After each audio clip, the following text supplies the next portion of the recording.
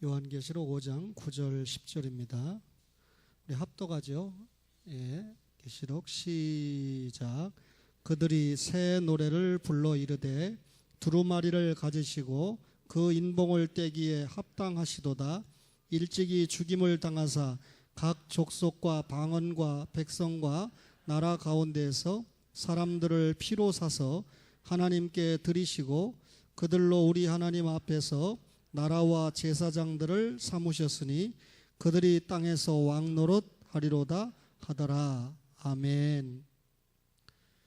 지난 시간에 요한계시록을 정리해 드리면서 계시록은 예수님의 최후 승리를 기록한 책이다 라고 말씀드렸습니다. 예수님의 최후 승리만 기록하면 우리하고는 무슨 관계가 있죠? 계시록은 성도, 교회들의 최후 승리를 기록한 책이다. 합하면 요한계시록은 예수님과 그를 믿는 성도들의 최후 승리를 기록한 책이다. 이렇게 말씀을 드릴 수가 있죠. 여러분, 요한계시록은 사도 요한이 받아서 누구에게 보냈느냐면 수신자가 요한계시록 1장 11절을 보세요. 수신자가 누구냐면 소아시아 7교회죠. 1장 11절에 보니까 이르되 네가 보는 것을 두루마리에 써서 성문화 명령을 받았어요.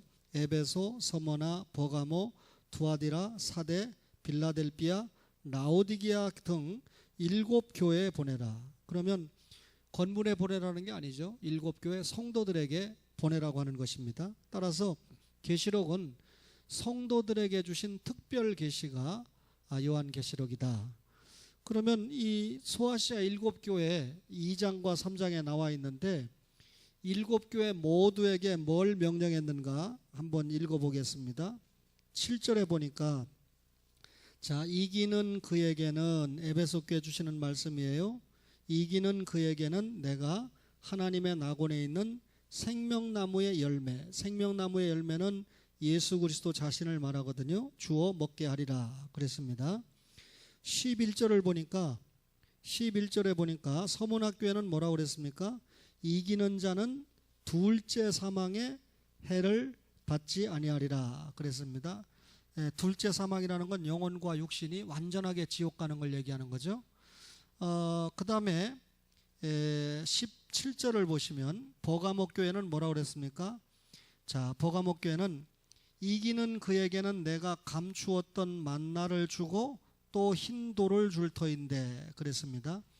만나는 예수님 자신을 말하고 흰 돌은 승리를 이야기합니다. 그 다음에 26절에 보면 두아디라 교회는 뭐라고 했습니까? 이기는 자와 끝까지 내 일을 지키는 그에게 만국을 다스리는 권세. 여기 만국을 다스리는 권세는 새 통치권을 부여한다 그 말입니다. 새 나라에서 새 통치권을 부여한다 그 말이고요. 그 다음에 3장 5절을 보면 사대교회는 뭐라고 그랬습니까? 3장 5절에 이기는 자는 이와 같이 흰 옷을 입을 것이요 칭의의 옷을 입을 것이요 또 내가 그 이름을 생명책에서 결코 지우지 않는다 뿐만 아니라 그 이름을 내 아버지 앞과 그의 천사들 앞에서 시인하겠다 그렇게 말씀을 했습니다. 마지막으로 3장 12절에 빌라델비아 교회죠. 이기는 자는 내 하나님 성전의 기둥이 되게 하겠다 그랬습니다. 여러분, 지상교회에서 기둥은 천상교회에서도 기둥이 된다는 것이 제가 목회하면서 갖는 확신입니다. 지상교회에서 목사로, 장로로, 권사로, 집사로 직임을 받았는데 지상교회에서 기둥과 같이 직임을 잘 감당하는 자는 천상교회에서도 기둥으로 사용을 받고 지상교회에서 세칭 여러분들 가끔 말하는 잡사같이 사용받은 분은 천국에 가도 기둥같이 사용받을 수 없습니다. 명심하셔야 되고요. 마지막으로 21절에 보니까 이 라오디게아 교회에 주시는 말씀이 뭐였습니까? 21절에 이기는 그에게는 내가 내 보좌에 함께 앉게 하여 주기를 내가 이기고 아버지 보좌에 함께 앉은 것과 같이 하리라 그랬습니다. 주님의 보좌에 함께 앉는다 이 말은 주님의 왕국의 통치에 참여를 시켜주시겠다 그 말이죠. 결국 여러분 소아시아 7교회 아까 성도라고 그랬는데 모든 성도 모든 교회 요구하는 게 뭡니까? 승리. 이기는 자에게는 지지 말고 이기는 자에게는 이기는 자에게는 져서는 안 된다 그 말이죠. 그러면 여러분과 저가 신앙생활하면서 이길 수 있는 근거가 뭡니까? 이길 수 있는 근원이 뭡니까? 어린 양의 피입니다. 예수 그리스도의 피만이 우리를 승리로 이끌죠. 구원도 못 받았는데 무슨 이기겠어요? 계시록 1장 5절을 보실까요? 계시록 1장 5절에 보니까 뒷부분에 읽을게요. 우리를 사랑하사 그의 피로 우리 죄에서 우리를 뭐라고요? 해방했다. 죄에서 해방된 근거가 뭡니까? 우리를 사랑하사 누구의 피로? 그의 피로. 그러면 예수님의 피가 우리를 죄에서 해방했다는 거죠. 그럼 우리 죄값이 원래 뭡니까? 지옥입니다. 영벌입니다. 근데 어린 양의 피로 지옥 영벌을 면했다는 거죠. 해방됐다는 거죠. 천국 영생을 기약받았다는 거죠. 승리의 근원이 어린 양의 피입니다. 승리의 근원이 어린 양의 피인데 5장 5절과 6절을 보겠습니다. 계시록 5장 5절과 6절을 보면 장로 중에 한 사람이 내게 말하되 울지 말라 울지 말라 유대 지파의 사자 다윗의 뿌리가 이겼으니 그 두루마리와 그 7인을 떼시리라 하더라. 내가 또 보니 보좌와 네 생물과 장로들 사이에 한 어린 양이 서 있는데 중보자죠. 한 어린 양이 서 있는데 일찍이 죽임을 당한 것 같더라. 그에게 7뿔과 7눈이 있으니 이 눈들은 온 땅에 보내심을 받은 하나님의 7영이더라 그랬습니다. 그런데 이 어린 양의 피가 결국 성도의 눈물을 멈추게 하는데 제가 읽지 않았습니다만 5장 4절 마지막에 뭐랬습니까? 이 인봉된 책 때문에 내가 크게 울었더니 장로 중에 한 사람이 울지 말라 그랬어요. 울지 말라고 한 근거가 뭡니까? 유대 지파의 사자 다윗의 뿌리가 이겼으니. 다윗의 뿌리가 어떻게 이겼죠? 뱀의 머리를 상하게 했잖아요. 십자가에서. 따라서 어린 양의 피가 모든 성도의 눈물을 멈추게 했다. 여러분과 저의 비극의 눈물을 멈추게 할 근거는 어린 양의 피 외에는 없다 그 말이죠. 그 다음에 어린 양의 피가 우리를 하나님께 드렸습니다. 계시록 5장 9절을 보실래요? 9절 마지막에 보니까 나라 가운데에서 사람들을 뭘로 사서? 피로 사서 하나님께 드리셨다. 하나님과 인간 사이에 막힌 담이 뭐였습니까? 죄입니다. 그러면 이 죄값을 사망이니까 누군가 죽어야 되잖아요. 우리가 죽어야 되는데 누가 죽었습니까? 어린 양이 죽어 피를 흘렸어요. 따라서 어린 양의 피값으로 우리는 하나님께 드려졌으니까 하나님과의 관계가 회복이 됐다 그 말이죠. 엄청난 승리의 근거가 되는 거죠. 어린 양의 피가요 하나님 나라에서 제사장 삼고 땅에서 왕노릇하게 합니다. 5장 10절을 보시면 5장 10절에 보면 그들로 우리 하나님 앞에서 나라와 제사장들을 삼으셨으니 그들이 땅에서 왕노릇하리로다. 그 앞에 보면 사람들을 피로 사서 하나님께 드렸죠. 피로 사서 하나님께 드림받은 바 된 우리가 하나님 앞에서 나라가 되고 제사장이 되고 그들이 땅에서 왕노릇을 한다. 우리는 하나님 나라의 일원입니다. 또 하나님 나라의 일원으로 제사장으로 사용받고 있어요. 제가 하나님 우리 성도 중에 누구의 죄를 용서해 주세요. 예수를 잘 믿고 예배 잘 드리는 사람이 되게 해주세요. 제사장 노릇 했죠. 그리고 그분이 신앙생활을 제대로 하지 못할 때 권사님 신앙생활 제대로 합시다. 수요 예배 좀 나옵시다. 새벽 기도회 좀 나옵시다. 그러면 뭡니까? 왕노릇 한 거잖아요. 말씀과 성령으로 왕노릇 한 거죠. 따라서 이렇게 말할 수 있는 근거가 뭡니까? 어린 양의 피라는 거예요. 어린 양의 피가 나라와 제사장을 삼고 땅에서 왕노릇하게 했다. 어린 양의 피가 승리의 근원인데요. 7장 10절에 보니까 7장 10절을 보니까 뭐라 그랬습니까? 큰 소리로 외쳐 이르되 그 앞에 보면 어린 양 앞에 서서 어린 양 앞에 어린 양의 보혈을 의지해서 큰 소리로 외쳐 이르되 구원하심이 보좌에 앉으신 우리 하나님과 어린 양에게 있도다. 큰 소리로 찬양을 했는데 구원하심이 누구에게 있다고요? 하나님과 어린 양에게 있다고 하면서 11절 마지막에 보면 경배를 합니다. 따라서 여러분, 신앙 고백과 찬송의 주제가 뭡니까? 여러분, 어린 양의 피예요. 어린 양의 보혈입니다. 신앙 고백과 찬송의 주제가 되게 했다. 그 다음에 여러분, 이 어린 양의 피가 6장 9절을 보면 순교의 증인이 되게 합니다. 순교의 증인이 되게 하는데, 자, 6장 9절을 보실까요? 다섯째 인을 떼실 때 내가 보니 하나님의 말씀과 그들이 가진 증거로 말미암아 죽임을 당한 영혼들이 천국의 제단 아래에 있다. 죽임을 당한 영혼들이 천국의 제단 아래에 있다라고 하는 말은 어린 양의 피가 순교의 증인이 되게 했다, 그 말이죠. 거기 보면 뭐 때문에 죽었어요? 말씀 때문에, 증거 때문에. 말씀은 신앙을 이야기하고 증거는 생활을 이야기합니다. 여러분, 신앙만 있는 사람이 순교 당하지 않아요. 신앙과 행위가 일치되는 사람이 순교자, 순교의 제물이 되죠. 신앙 있는 사람이 선교하러 왔다가 선교사로 순교를 당합니다. 예를 들면 대동강변에서 죽은 토마스 선교사처럼요. 그렇죠? 따라서 어린 양의 피가 순교의 증인이 되게 합니다. 뿐만 아니라 어린 양의 피가 우리의 옷을 씻어서 희게 합니다. 7장 14절에 보니까, 계시록 7장 14절에 보니까 뒤에만 볼게요. 이는 큰 환난에서 나오는 자들인데 어린 양의 피에 그 옷을 씻어 희게 하였느니라. 어린 양의 피에 옷을 씻어서 희게 됐다. 이 말은 여러분과 저가 구속의 옷을 입고 칭의의 옷을 입었다라고 하는 말이죠. 어린 양의 피가 아니면 절대로 죄 용서 받을 수 없어요. 범죄한 아담에게, 인류의 시조에게 약속한 것이 여자의 후손의 피, 보혈을 통해서 우리가 구원받는다고 약속했기 때문이죠. 따라서 어린 양의 피가 우리를 구원받게 하고 승리하게 했다. 말 그대로 어린 양의 피가 우리에게 승리의 원천이 되게 합니다.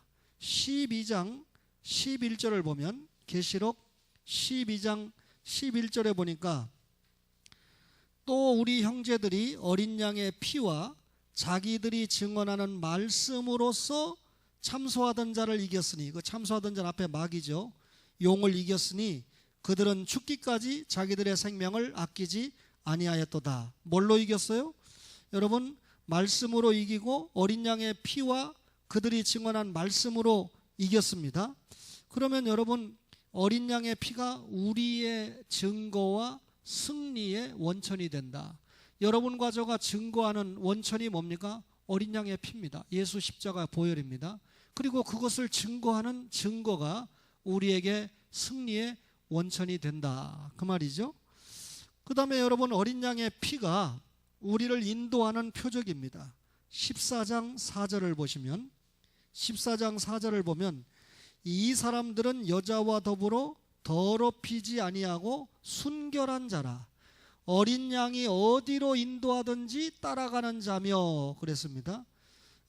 어린 양이 어디로 인도하든지 따라가는 사람들은 사람 가운데 속량함을 받아, 어린 양의 피로 속량함을 받아 처음 익은 열매로 하나님과 어린 양에게 속한 자들이다 그랬습니다.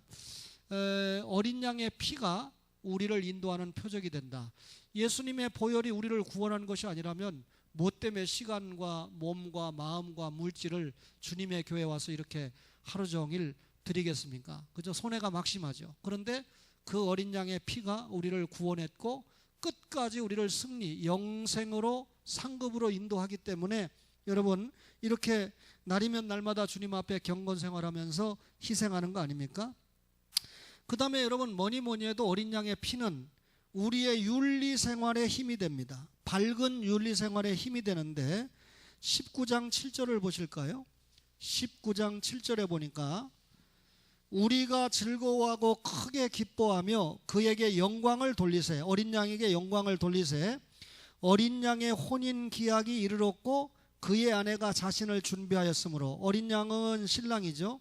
우리는 신부, 자신을 준비했으므로 그에게 빛나고 깨끗한 세마포 옷을 입도록 허락하셨으니 이 세마포 옷은 성도들의 뭐다? 옳은 행실이다. 예수 믿고 구원받은 걸로 만족하지 않고 예수의 의의 옷을 입고 신실한 생활을 하는 거. 그렇죠? 저는 뭐 일기를 잘 쓰니까 오늘 아침에 제가 그랬어요. 이 교리가 이단인 것은 신자들은 다 알고 있다. 그렇죠? 근데 불신자들은 교리가 이단인지 뭔지 모른다. 맞잖아요. 그죠? 우리는 예수 안 믿어도 구원받습니다. 착한 일 하면 구원받습니다. 그러면 교리적으로 이단인 거 딱 알잖아요. 그죠? 근데 불신자는 착한 일 하면 구원받는다. 예수 믿고 교회 와서 좀 구제 좀 많이 하고 그러면 구원받는다. 그러면 믿을 수 있잖아요. 그러니까 교리를 가지고 판단하는 게 아니다. 목사와 장로와 지도층들의 생활을 통해서 결국은 이단인지 아닌지 분별을 시킨다. 제 주장입니다. 그러니까 바깥에서 보는 불신자들이 볼 때는 우리의 교리가 중요한 게 아니라 기독교 신자들의 윤리를 우선시 본다는 겁니다. 따라서 생활 이단은 안 된다라고 하면서 어느 생활 이단에 대해서 신란을 했습니다. 그 교인들은 자기네 교회의 교리가 최고다, 말씀이 최고다 주장하잖아요. 말씀과 교리가 최고면 뭐 할 겁니까? 생활이 엉망진창인데 차라리 좀 말씀이 약해도 말씀이 좀 약해도 생활이 깨끗하면 많은 사람들을 주님 앞에 데려올 수 있어요. 뒤집어서 말합니다. 어린 양의 피가 우리에게 밝은 윤리생활에 힘이 된다. 방금 그랬죠. 이 세마포 옷은 성도들의 옳은 행실이다. 하나님의 뜻에 부합하고 여러분 말씀의 기준에 부합한 사람들에게 존경을 받을 만한 행위가 여러분과 저에게 있어야 된다. 그 말이죠. 그 다음에 여러분 이 19장 8절을 한번 보겠습니다. 거기 보면 세마포 옷은 성도들의 옳은 행실이다. 그러니까 19장 7절과 8절은 밝은 윤리생활에 힘이 된다. 어린 양이. 그 다음에 어린 양의 피가 뭐니 해도 우리에게 구원의 표적이 되죠. 자, 순서대로 볼게요. 7장 3절. 7장 3절에 보니까 이르되 우리가 우리 하나님의 종들의 이마에 인치기까지. 여러분 여기 이마는 우리 인격의 지성소잖아요. 이 하나님의 종 신목사의 이 이마에다가 인을 친다, 도장을 찍는다. 이 말은 주님의 십자가와 부활의 복음을 심어버린다 그 말입니다. 땅이나 바다나 나무들을 해하지 말라. 여기 인을 친다는 말은 하나님이 자기 소유로 삼는다는 말이죠. 성별시킨다는 말입니다. 구체적으로 말하면 구원시킨다는 말이죠. 성부 하나님의 선택받은 사람을 위해서 성자 예수님이 구속 십자가에 죽었죠. 그걸 성령 하나님이 너는 내 것이다 라고 도장을 찍는 겁니다. 그렇죠? 제가 어제 저녁에 기도했습니다. 하나님, 김교천 장로님이 처음에 우리 교회 오셨을 때 소분함 권사님보다 훨씬 말씀 잘 안 들었습니다. 근데 요즘은 김교천 장로님이 말씀을 너무 사모하시는데 소분함 권사님이 잘 못 듣습니다. 왜 그러냐? 너무 피곤해가지고 사위와 딸을 너무 잘 둬가지고 육신적으로 너무 피곤해가지고. 그런데 이 육신적으로 너무 피곤한 것을 극복하는 비결은 오전과 오후에 말씀을 잘 듣는 것이니까 우리 이 소 권사님이 장로님 이상으로 말씀을 잘 들을 수 있도록 주님 도와주세요라고 제가 어제 기도했는데 오늘 말씀을 얼마나 잘 들으시는지 할렐루야입니다. 남이 칭찬받거나 잘한다 그러면 배가 아파가지고 아멘도 안 해요. 여러분 하나님의 종들의 이마에 인을 쳤다. 승리의 표적입니다. 구원의 표적입니다. 14장 1절 보실래요? 14장 1절에 보니까 또 내가 보니 어린 양이 시온산에 섰고 그와 함께 몇만 명이 서 있어요? 14만 4천이 서 있는데 그들의 이마에는 누구 이름이 있습니까?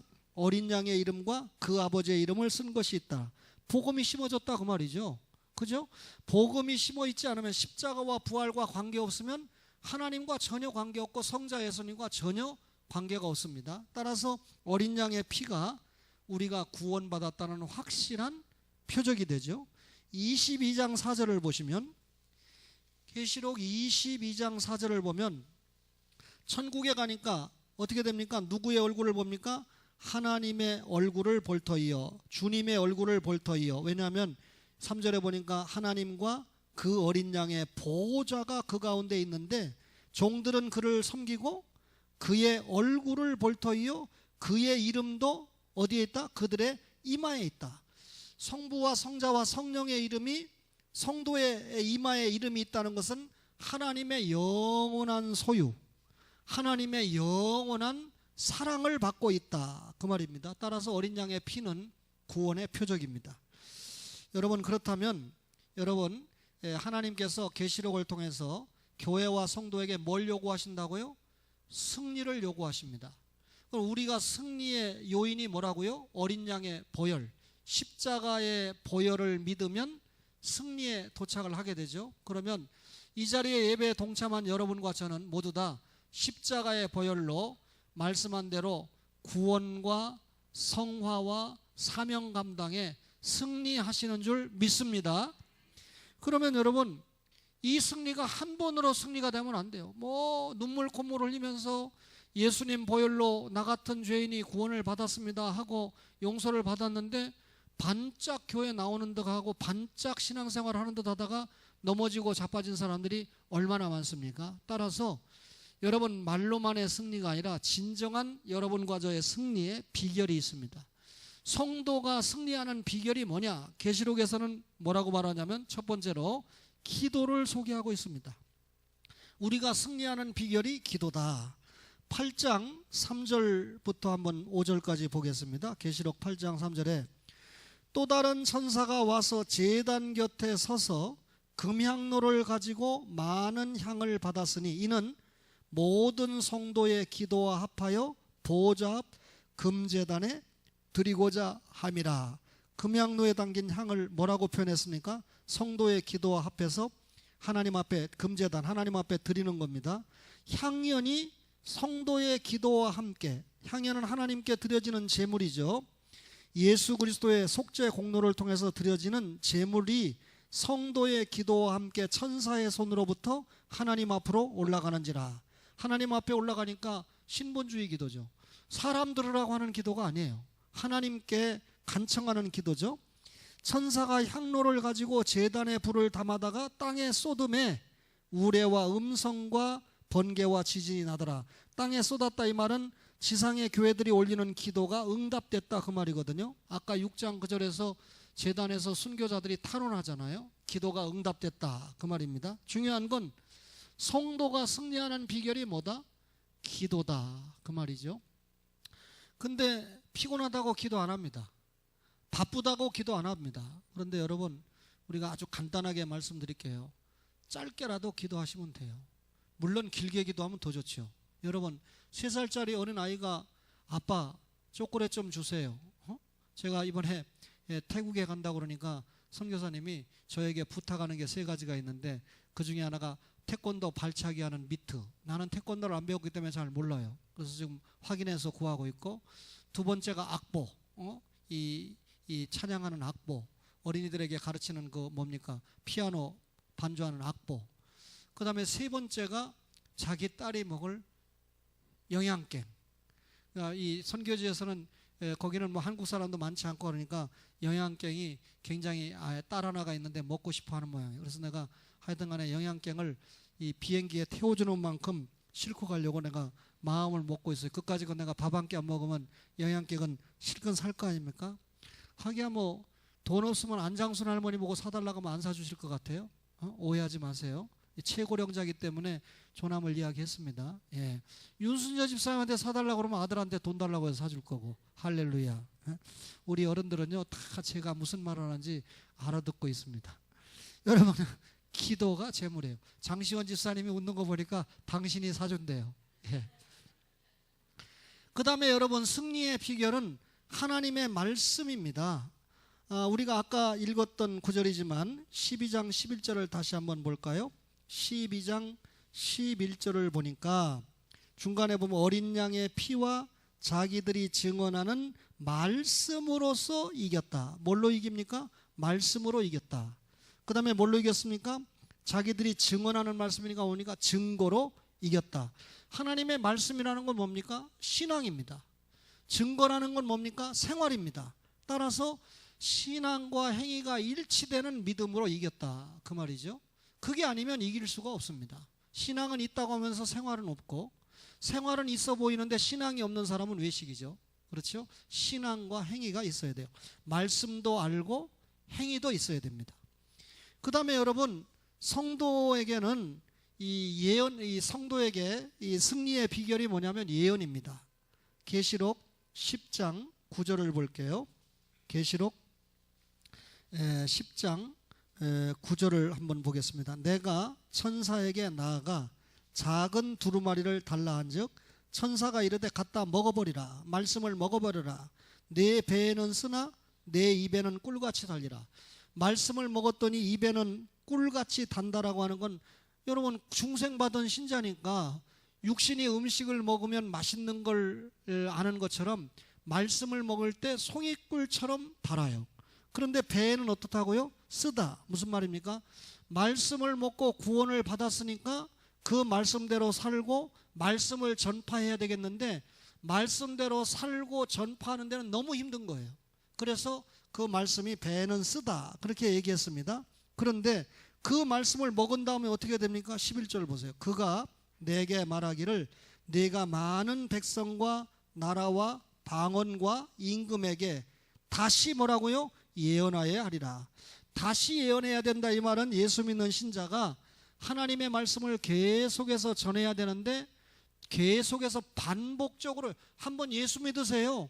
그렇게 하고 끝나는 게 아니라 예수 믿으라고 하는 말을 반복해서 십자가와 부활의 사건을 반복해서 구약과 신약의 말씀을 반복해서 전해야 된다. 그게 여러분 성도에게는 이 말씀을 통해서 어린 양의 피를 통해서 예언하는 힘이 있다는 겁니다. 11장 3절에 보면 비슷한 얘기지만 내가 나의 두 증인에게 권세를 주리니 그들이 굵은 베옷을 입고 회개의 권세죠. 1260일을 예언하리라. 계시록에 나오는 42달 그 앞에 42달 1260일 한때와 두때와 반때 사흘 반 이건 뭡니까? 예수님의 초림부터 재림이거든요. 그럼 예수님의 초림부터 재림 때까지 성도는 뭐한다? 예언, 말씀을 전하는 것을 예언이라고 설명을 했죠. 따라서 여러분 성도에게는 증인되는 권세가 있다 그 말입니다.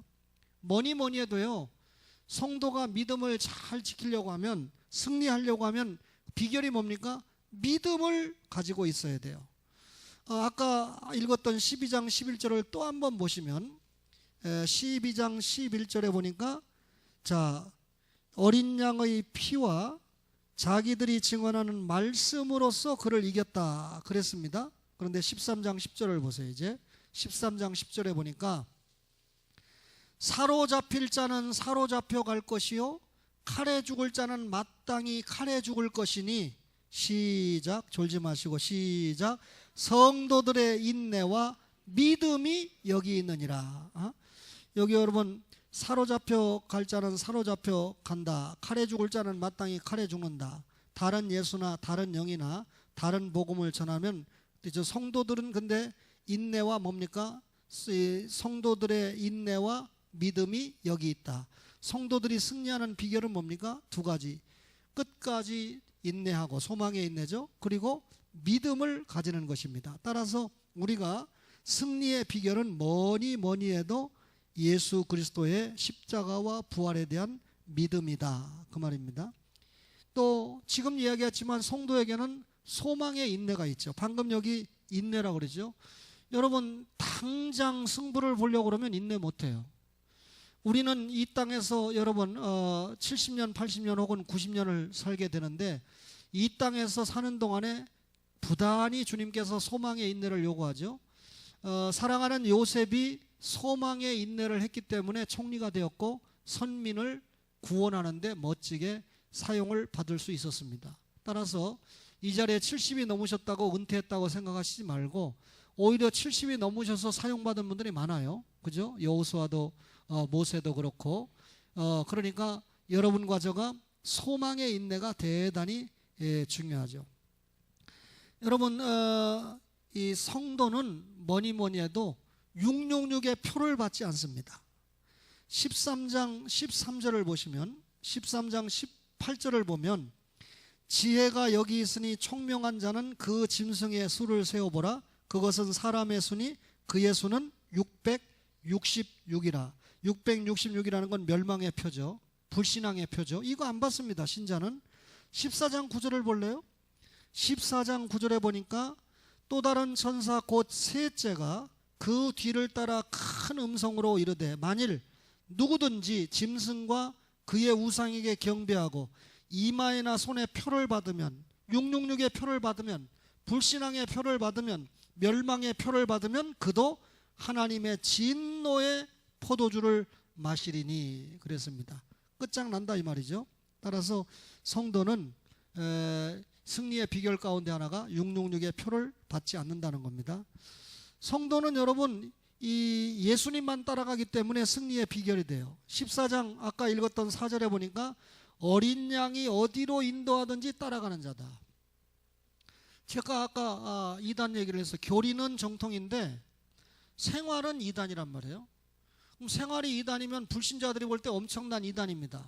충격을 줬습니다. 그럼 그 목사가 진정으로 회개하지 않는 한 그 교회가 깨져야 되는데 그런 목사를 따라가는 장로가 있고 권사가 있고 부지기수로 따라가니까 그 목사는 생활 이단을 했든지 말든지 관계없이 단체를 유지하고 그 교회를 이끌어 가니까 여러분 문선명 같은 이단은 교리가 잘못됐는데 유지가 되니까 이단이라고 말하지만 교리가 정확한데 생활이 안 되면 척결을 해야 되는데 이걸 척결을 못 해주니까 교리는 정통이라고 하면서도 이단인 교회들이 수도 없다 보니까 한국교회가 이렇게 어지럽고 불신자들에게 조롱을 당하고 여러분 늘 제가 대학생들을 만날 때마다 이 부분을 강조하고 사과를 해야 되는 그죠? 그런 아픔을 겪고 있다는 거죠.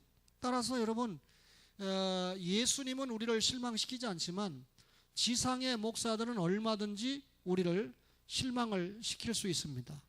연세 드신 분들에게는 참 죄송한 일이지만 자꾸 지금 교회들이 목사가 종신 73세, 75세 이렇게 늘려갑니다.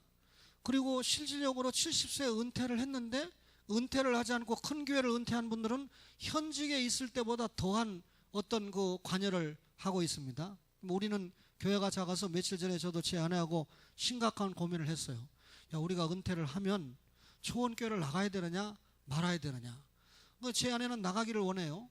저도 당연히 현재 입장이라면 나가기를 원해요. 그런데 후임 담임 목사가 이 전임 목사가 아닌데 저 전임 목사는 설교를 잘하는데 내가 부담되고 저도 박병신 목사님이 앉아있으면 부담되거든요. 그렇다면 내가 앉아있기가 불편하잖아요. 또 저게 무슨 간섭을 하려고 삼김 권사님 새벽기도 잘 나온다고 맨날 칭찬하고 그러더니 지금도 이 권사님들 데리고 정치하는 거 아닌가. 예를 들면 그런 생각을 후임 목사가 하게 되면 참 불편해지는 거죠. 그러니까 목사님들이 은퇴하고 나면 은퇴하는 목사님들끼리 교회를 만들어 가지고 거기에서 또 예배를 드린다는 거예요. 그러면 돌아가면서 설교를 하고 참 모르겠습니다. 그런데 제가 지금 하고자 하는 말은 나이가 점점 먹어가면 먹어갈수록 판단력도 결단력도 약해집니다. 건강도 약해집니다. 또 결행하고자 하는 어떤 것도 약해집니다. 그렇기 때문에 70세도 많다는 게 제 주장이죠. 근데 70세도 많다고 생각하는데 73세, 75세, 80 건강만 허락되면 교인들이 원하기까지 여러분 이렇게 이야기하는 교회들이 점점 많아지고 있기 때문에 제가 보기에는 조금 안타까운 마음을 가지고 있습니다. 또 반대로 65세에 은퇴한다고 그러면서 선교회는 내가 관여하겠다는 거예요. 내가 알고 있는 유명한 목사들이 다 그래요. 좀 어느 정도 재정이 되는 교회가 은퇴를 하면서 우리 경인노회도 그렇습니다. 최고 큰 교회가 65세에 은퇴하는데 선교회 권한은 내가 가지도록 해달라. 장로님들에게 지금 요구를 하고 있습니다. 그러면 이 선교회 돈, 세계 선교를 큰 교회니까 선교 많이 하잖아요. 그 모든 돈을 내가 가지고 관장하겠다 하는 거니까 담임 목사는 반쪽알이죠. 그죠? 교회가 가장 중시하는 선교를 원로 목사가 가지겠다고 하니까 그런 거 용서하세요. 1%도 허용하면 안 됩니다. 은퇴는 은퇴로 끝나야 돼요. 내가 은퇴가 가까우는데 자꾸 이렇게 얘기하면 결국은 내 손해인데 내 손해라도 하나님의 말씀은 말씀인 거죠. 그렇죠? 예. 여러분 예수 제일주의, 예수님만 목자로 섬겨야 된다. 계시록 17장 14절에 보면 임마누엘 전법입니다. 17장 14절에 보니까 그들이 어린 양과 더불어 싸우려니와 어린 양은 만주의 주시요 만왕의 왕이시므로 그들을 이기실 터이요 또 그와 함께 있는 자들 곧 부르심을 받고 택하심을 받은 진실한 자들도 이기리로다. 자, 여기 보니까 만주의 주 만왕의 왕이죠. 그와 함께 있는 자들, 그러니까 승리하신 예수님과 함께 있는 자들은 곧 누굽니까? 부르심 받고 택하심을 받은 진실한 자가 누굽니까? 성도입니다. 성도들도 이기리로다. 그러면 어떻게 해야 이깁니까? 예수님과 함께 있는 임마누엘 전법이죠. 그죠? 마귀하고 함께 있거나 믿음 없는 사람하고 함께 있으면 꼭 믿음 없이 사고를 쳐요. 믿음 있는 성도, 믿음 있는 구역장, 믿음 있는 기관장을 만난 성도들이 행복하죠. 그렇죠? 여러분, 성도에게는 구원과 승리가 보장되어 있는데 이제 두 구절 읽고 마치겠습니다. 계시록 20장 12절. 계시록 20장 12절. 내가 보니 죽은 자들이 큰 자나 작은 자나 그 보좌 앞에 서 있는데 책들이 펴 있고 또 다른 책이 펴졌으니, 책들인데 또 다른 책이 펴졌으니 곧 무슨 책이라? 생명책이라. 죽은 자들이 자기 행위를 따라 책들에 기록된 대로 심판을 받는다. 여기 책들은 어떤 책입니까? 구원과 보상의 책이에요. 그러니까 여러분과 저가 생명책에 기록된 대로 구원받았죠. 그리고 그 책에 기록된 내용, 우리의 신앙 내용대로 보상, 상급을 받는다, 그 말입니다. 따라서 여러분, 성도에게는 구원과 승리가 보장되어 있는데 21장 27절 볼까요? 함께 읽을게요. 27절 시작. 무엇이든지 속된 것이나 가증한 일 또는 거짓말하는 자는 결코 그리로 들어가지 못하되 오직 어린 양의 생명책에 기록된 자들만 천상교회에 들어가리라. 생명책에 기록된 자는 확실하게 구원과 승리가 보장되어 있다. 그렇다면 여러분, 이런 성도에게 우리는 무엇을 대망하는 소망이 있습니까? 지금 여러분과 저가 무엇을 소망합니까? 더디 마시고 어서 오소서, 재림이죠. 그죠? 22장 20절. 이것들을 증언하시니가 이르시되 내가 진실로 속히 오리라 하시거늘 아멘. 주 예수여 오시옵소서. 다른 사람이 나보다 잘 살으니까, 사촌이 형제가 나보다 잘 살으니까 배가 아파가지고 아이 빨리 예수님 오셨으면 좋겠다, 그런 심보로 예수님을 기다리면 안 됩니다. 그죠? 적어도 예수님의 재림을 대망할 수 있는 성도는 오늘 이 시간까지 최선을 다해서 신앙생활하고 경건생활을 유지하고 하나님 앞에 나름대로 상급을 준비한 사람들이 주님을 대망할 수 있는 어떤 면에서 자격이 있는 사람이다, 이렇게 볼 수 있습니다. 따라서 성도는 주님을 재림하는 대망의 믿음을 가지고 승리한다는 겁니다. 자, 계시록 21장부터 마지막 끝까지. 자, 계시록 21장의 제목이 뭐예요? 새하늘 새 땅. 내가 새하늘과 새 땅을 보니 처음 하늘과 처음 땅이 없어졌고 바다도 다시 있지 않더라. 21장 20절 보세요. 성 안에서 뭘 보지 못했어요? 내가 성전을 보지 못했다. 천국에서는 성전이 없어요. 왜냐하면 천국 자체가 성전이니까, 예수님 계신 곳이니까. 따라서 여러분, 성도에게는 승리의 교회가 도래하고 있다. 여러분, 이런 천상교회를 믿는데 왜 지상교회에 여러분 저렇게 몇천억씩 들여가지고, 한 교회는 지금 2,700억이 빚이라고 그러는데, 여러분 왜 그렇게 예배당을 그렇게 화려하고 크게 짓는지 잘 이해를 못하겠어요.